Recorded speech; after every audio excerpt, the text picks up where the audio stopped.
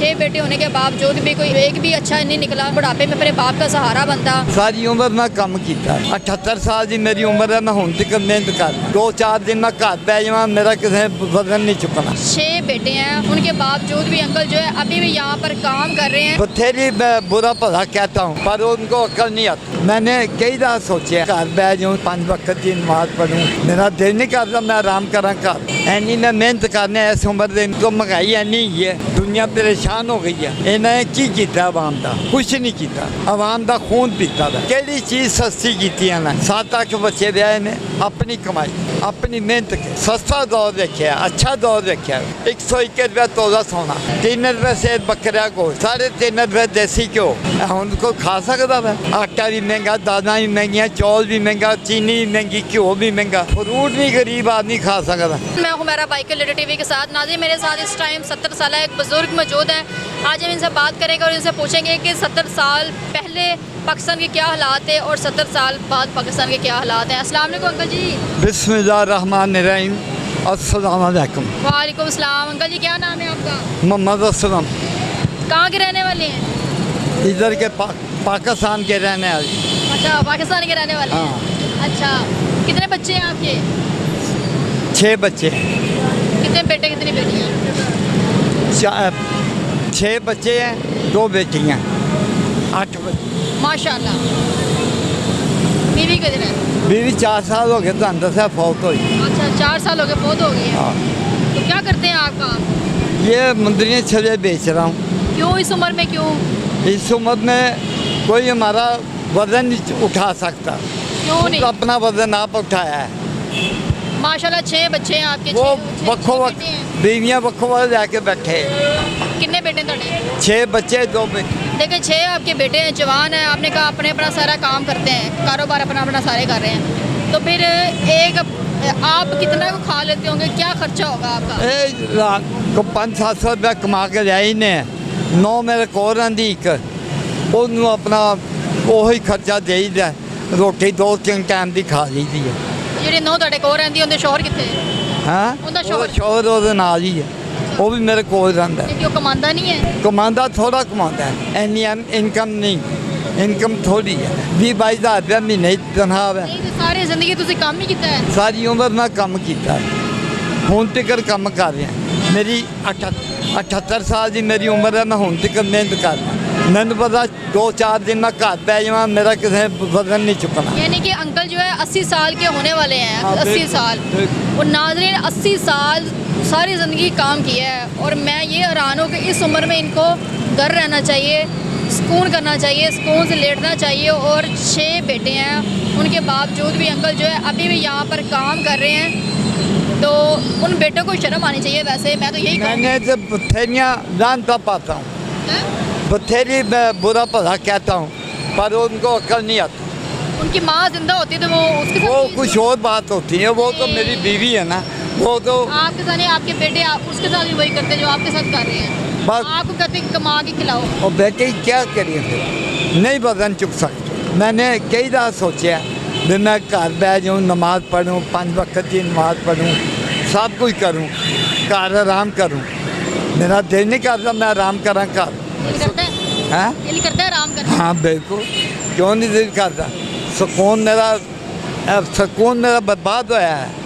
Any मैं मेहनत करने इस उम्र में मेहनत करना है, उतो महंगाई एनी है, दुनिया परेशान हो गई है, एनी सब महंगाई है। इन्हें की किया आवाम का? कुछ नहीं किया, आवाम का खून पीता था, और कुछ नहीं किया। केड़ी चीज़ सस्ती की? क्या जवानी में क्या काम करते थे जब आप? जवानी में यही काम करता, बनाना जुराबें बेचता था।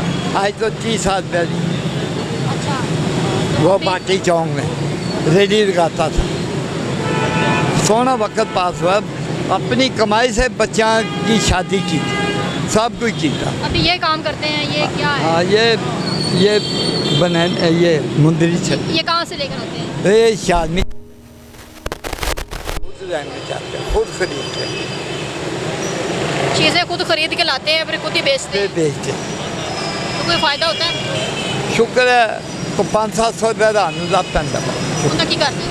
वो बस देईदा, आऊँ करके देईदा, खाईदा। ना दो तो मेरे ख्याल से नहीं तो ना ना कुछ नहीं, बस नाज़रीन, माँ बाप जो होते हैं ना, मुझे समझ नहीं आती कि ये जो औलाद है, जब बीवियाँ आ जाती हैं, जब शोहर आ जाते हैं, तो औलाद जो है वो बदल क्यों जाती है। सब जब माँ बाप बच्चों का ख्याल रखते हैं, जब ये बच्चे छोटे होते हैं तो माँ बाप भी तो उनका ख्याल रखते हैं, उनको पालते हैं, बड़ा करते हैं, इस मुकाम पे लाते हैं। अब इस उम्र में एक रोटी चाहिए, एक अंकल रोटी खा लेंगे, उससे ज़्यादा और क्या करना है उन्होंने, क्या पैसे करने हैं, क्या खाना है। बुढ़ापे में माँ बाप का सहारा नहीं है बन सकते। मैं तो कहती हूँ कि ऐसी औलाद को ना माँ बाप भी ना फेंक दे, ऐसी औलाद रखे ही ना। पता नहीं माँ बाप फिर क्यों अपने सीने से लगा के अपने बच्चों को रखते हैं। नहीं, हमने फेंक दिया। वो एक बच्चा जो रात को रोटी मन अपना पका के खुआएगी सही नो, हम कहते असं दरवाजा खोल खड़काइए, सब सुते होंगे। बाबा जाता फिर रोटी खाना, टाइम से रोटी मिल जाती है, वो सेवा कर दी है, खिदमत कर दी है, कपड़ा धोता धोया मिल जाता, सब कुछ मिल जाता। वो हथों छो मिलेगा, हथों नहीं छो कुछ नहीं मिलेगा। केड़ा दौर जा रहा है, महंगाई का दौर है। 2 दिन ना दो पैसा रो के दिखा देंगे, अब पैसे नहीं गए, ये नहीं गा, वो नहीं गा। नहीं तो उन्होंने ਤੁਹਾਨੂੰ देख के तरस भी नहीं आता कि पीछे की हड्डियां ही रह गई ने। यकीन करो मैं इन्ना क मजबूर है। 80 साल कोई आम गल नहीं है किसी इंसान दी। बेटा जी, उम्र च भी ਤੁਸੀਂ ਕੰਮ मैं इन्ना क मजबूर है भी मैनू अज को आसरा लभे तो मैं जाके सुकून लवां, अज को आसरा लभे तो मैं छड़ लवां, अपना सुकून लवां, सुकून की जिंदगी बसर करा। यानी कि 80 साल ਤੁਹਾਨੂੰ सुकून नहीं मिलिया, सुकून सुते कोई नहीं। 7-8 बच्चे ब्याहे ने, अपनी कमाई, अपनी मेहनत के, किसी ने कोई उन्हें कुछ नहीं दिता। हूँ तक बाबा मेहनत करता पाया। मैं कहना मैं असी वो दौर देखा वै, अज तो 60 साल पहले दौर देखा है। 101 रुपया तोला सोना, सुनिया मैं कम जानना, बड़ी सस्ता दौर देखा, अच्छा दौर देखा। 3 रुपये से बकरा गोश्त, 3.5 रुपये देसी घ्यो। हम कोई खा सकता वै? तुम खाते हो देसी घ्यो? फिर कोई 2-2.5 तोले कोई जेल पाया जे 2.5 लाख रुपया तोला सोना में है। ये ਜਿਹੜੀਆਂ पार्टियां आईਆਂ ना मुल्क ਨੂੰ खा गई ने। पीपल पार्टी नून लीग का बेड़ा कर कहना है मुल्क का करता है, आवाम का खून पीता है। महंगाई ਤੁਸੀਂ कह रहे हैं महंगाई बहुत ज़्यादा हो गई है। बहुत महंगाई हो गई है, दुनिया चीका मार रही, कोई नहीं चीख सुनता पिया। इन्नी सर महंगाई, वो केड़ी चीज़ ने सस्ती की है मैंने दसो। आटा भी महंगा, दालें भी महंगियाँ, चौल भी महंगा, चीनी भी महंगी, घ्यो भी महंगा। हर फ्रूट भी गरीब आदमी खा सकता। 150-200 रुपये किलो फ्रूट है, कौन खाएगा?